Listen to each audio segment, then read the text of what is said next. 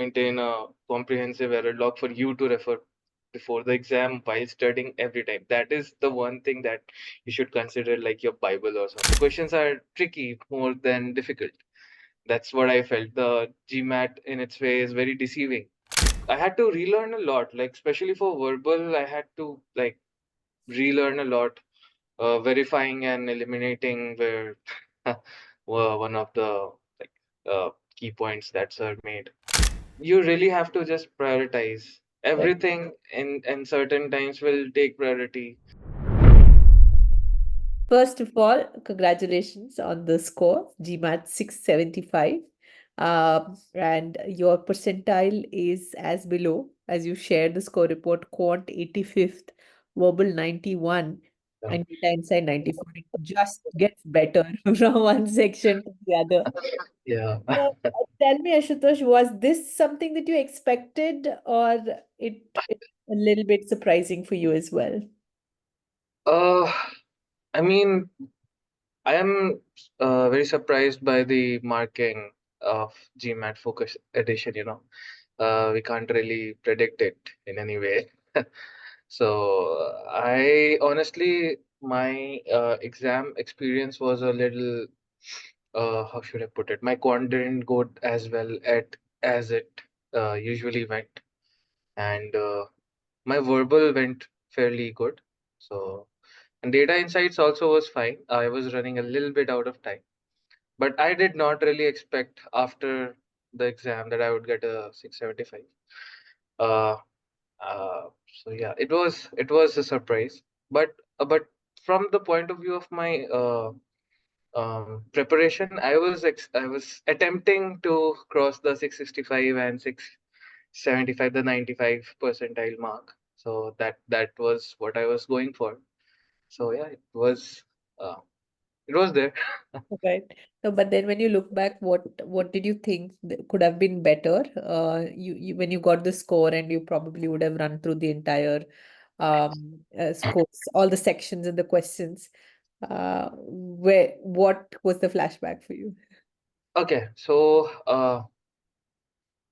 one thing that I immediately realized while I was taking the test, like I got stuck on a few questions, two questions to be specific in quant, Right. and those two took all the time out of my section. Oh, it did. Okay. Yeah. Yes, because otherwise all the mocks that I was taking, my like accuracy percentage were above 90-95, and I was scoring fairly decent in quants, and I always had like 10 minutes to spare. But in the exam, because of that, Extra minute. yeah, it was like I just got stuck on a question. I was like, I won't have time to come back to this, so might as well get this right and move ahead. But that cost me like a few minutes for the later part of the quant section. If I had not done that, I would have definitely crossed the 700 mark of this. But Right, right, right. So, yeah, Ashutosh, just quickly, because I and you both, okay, we all know, at least top 1% knows you work yeah. for PwC. Could you just give us a little background about yourself, where you work, and how did this entire GMAT preparation and MBA itself as a motivation where did you get this motivation? Like I have been like applying for colleges for a while now. My first application was in 2022 for the fall 2023 entry, and that was for an MEM, and I got three admits. But because my years of experience was edging on to the 2 year mark, so I got ambitious and I was like, maybe I should apply for an MBA because it obviously has a better career outlook in the longer run.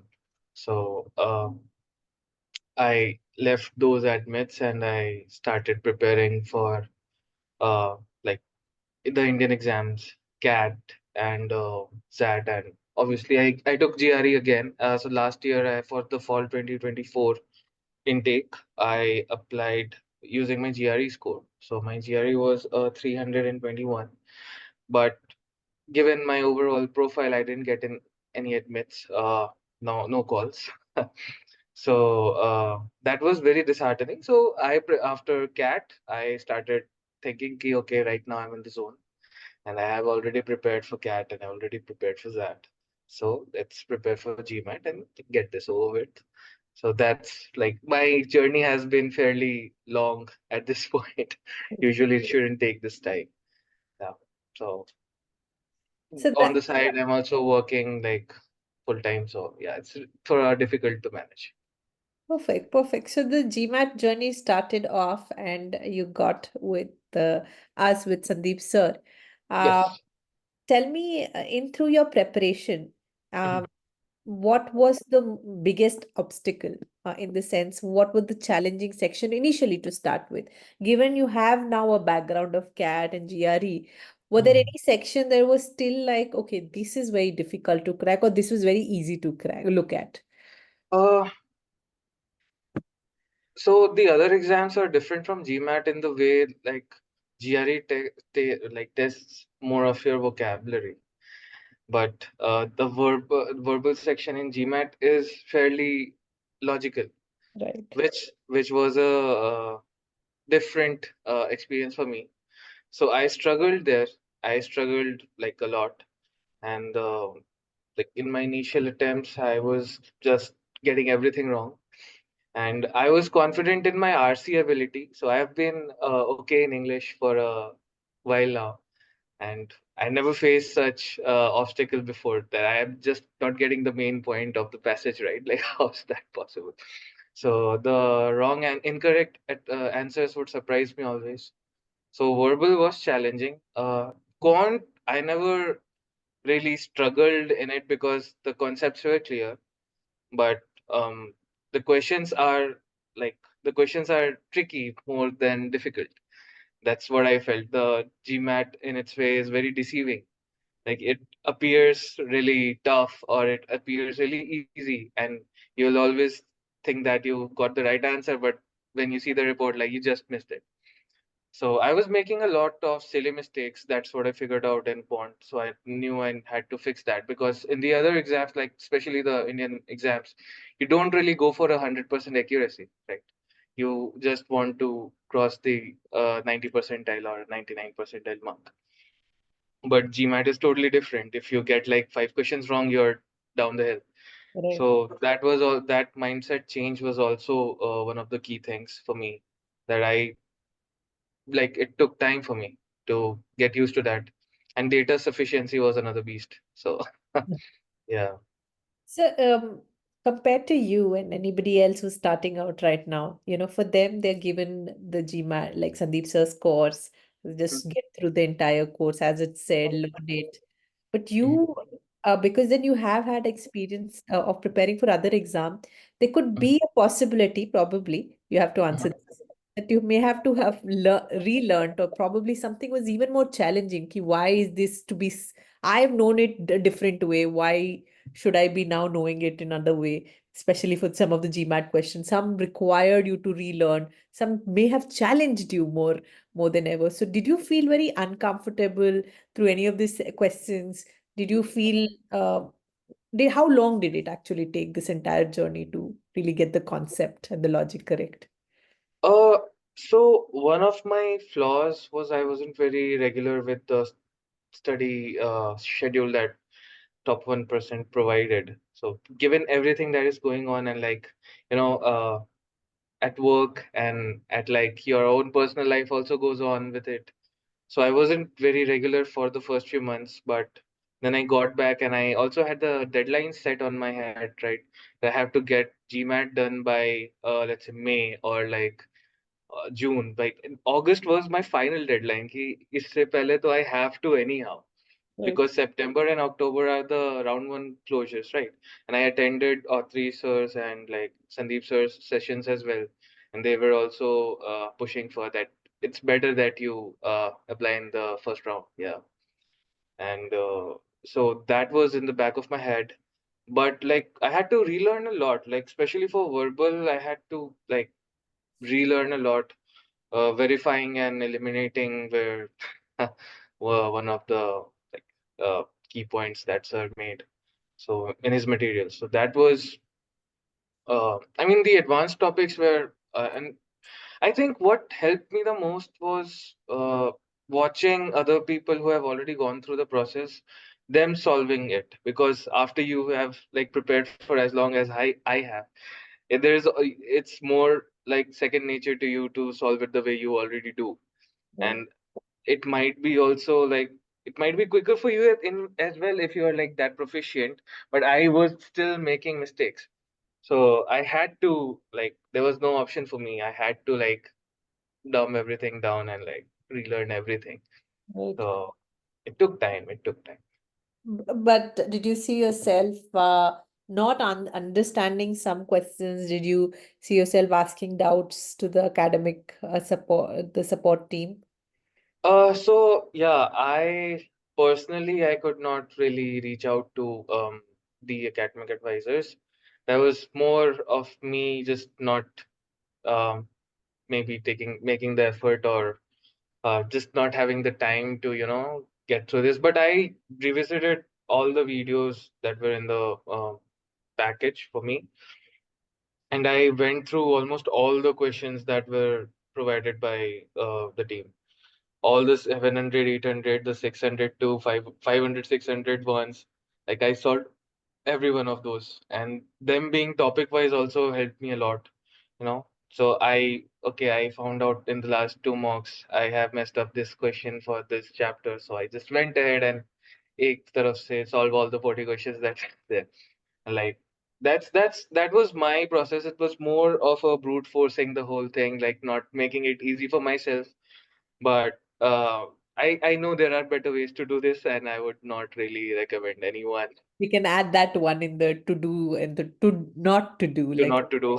Yeah, or rather avoid doing. Maybe yeah, the later half of others thing. But so speaking of time, right? And you yeah. mentioned about so many things that is going on, maybe professional, personal commitment. So how did you Yeah. manage to balance your preparation along with the professional commitment or personal commitment that you had? Uh, so what I feel is, you really have to just prioritize Right. everything in certain times will take priority, and it won't remain the same. Like in March, GMAT was my priority for a long time, but then some professional commitments happened and I had to switch for there. But the only thing that you should like I did myself was, even if I had to, I could sit for just 30 minutes. I sat for 30 minutes with the GMAT. I like, even after I'm done with the GMAT, I still got a 9:30 reminder ki GMAT study prep. Right. I set that reminder for myself every day. And I took out time like before going to work. I tried studying after work, but that's really difficult after you have like drained yourself throughout the day. So I used to study, I used to wake up at like 7 or 8, and I used to sit for an hour or two, and then I would go to my office and do my work there. And if I found a little bit of time, I would sneak somewhere in and like study thoda sa wahan pe. That's how I did it. That's why it took so much time. Like I personally feel that if you can get a solid 1 month or 2 months where you are not distracted, and that should be enough for anyone. But like with everything else going on, it's really just up to you how you keep the momentum going. Right. I think that has to really do an attribute to even the mindset that you, or rather the goal also that is there that would wake you up every Yeah, waking, day you wake up and then you want to really make sure that you close your day by doing this. yeah. So, students have shared quite a lot of things. They would put a stick on notes that this is what I want to do and get on. So, what are your essentially a mantra, I would say. Oh, You wait. would have to I, wake up every day, and I'll show you one. that is very Uh, interesting. okay. Where is it? It went to. Oh, wait. So I have this. I was watching this show while um Right. yeah, I was watching this show. It's called The Bear, right? It's gotten really popular now. So there was this picture of um the main character is like working and at their workplace, there's written every second counts. So I made that my wallpaper. Oh, this is so cool. And just a reminder that I have a lot to do, and this was kind of my final shot at this, right? So I've done this a lot of time. It has taken out a lot from me. So there are sticky notes everywhere in my room, and one of them is just a list of the mocks. So my first mock, first ever official mock that I took, the blind mock, that I got a 425. Oh my That God. that was 15th of April, and I had a deadline in my head at that time ki by the end of April I have to get done with the GMAT. ये मेरे को लग रहा था कि 2 महीने में हो जाएगा, but that's not the case, right? So that was my thing, but it took time. Then I have all the mocks written down, the scores written down on in a sequence key, what's and where am I at seeing myself for that. So whatever keeps you moving, honestly. Right. So how did you manage to improve on the mocks? What did you do differently? What was your strategy? Because then you get a strategy from Sandeep sir, right? What after class strategy plan. Yes, yes. But there's something else that you did. Could you just walk us through, how did you Okay, improve? So so yeah, 25 is like yes, dreadful to start with, right? So, yes. So I mean, my strategy was like first clearing my head first, because I was way up in my head ki I know my stuff. I got good percentiles pehle bhi, and I have done it already. So I was like, ho jayega. But no, it doesn't work like that. You have to understand what the exam wants from you, what the schools want to see from you. So all that took time. So my first attempt at GMAT was like, that was more of a like panic. Ki I need to do this right now, otherwise I'm gonna miss the deadlines. But then I realized that is not going to work out for me. I really need to relearn everything and I need to do everything. So my first attempt was 595, and by the time I was getting like official marks, I got like 645, 665 tak I was getting. But like after the 595, that was like a wake up call that you go back, you see the report, what all you got wrong. Then I went back to the sectionals that Sandeep sirs that the portal has. Thoda that helped me a little bit. And but like mostly I referred to the materials, the chapter wise breakdown that worked best for me, because I could see what I didn't know. Like right. immediately right there, it was in front of me. Ki these five good questions from this chapter I just can't do, because I'm losing out on the concepts, or like maybe I'm losing out on the like Practice. basics time something. Yeah. So I went back and saw. So it was more of a jumping back and forth, like finding out what you're doing wrong and like what's a weakness and then correcting it. So that was my process, and I took like a lot of mocks. So before this attempt, I took like 4 mocks. I bought the official mocks as well. So and my 4 attempts be they were like 665, 665, 665, 665 करके it was coming. I was like कि ठीक है, now we can Was take there the. any point where you were you trying to do like a shortcut in your preparation? Ki nahi, I'll study this, and then I'll give in your previous attempt. Did you see? Yeah, yeah, yeah. I told you no. I was like my thing was that CR was my weakness. ठीक है. That's what I was. That's what I started with. Like during my preparation, ki CR is my weakness. And because of everything going on, as I said, now I couldn't really reach out to the tutors as well. I know they were available, and I asked Sandeep sir in the session as well, ki, acha, if I want to ask a doubt, how do I reach out to you? I knew all this. I asked him in the sessions that he took. But फिर क्या हुआ? I just couldn't. ठीक है. I just did not. I mean, I am at work and I कैसे like I can't do it from my work laptop. तो फिर कैसे करे? That was going on. So that I was skipping in my head from my preparation. I was weak in CR. My RC was solid, and that was in my head. But like when I saw my first score, I came down after I took my exam and I came home. the first thing I did was to write everything down in my like in my notebook. I made like that was like a live error log for me. ठीक है? So I also wrote down वहाँ पे that I like went through the verbal section very quickly. I had 15 minutes left, and I went back and checked all the questions, but I still felt all the answers were right. So I felt that like I did actually did that. So I have written it down somewhere as well. It must be, and I referred to that note before taking my another taking the another attempt. कि ना ये नहीं करना. So that was my process. Like I skipped RCs totally. Like मतलब Octave was helping me verify and eliminate wala process were helping me a lot.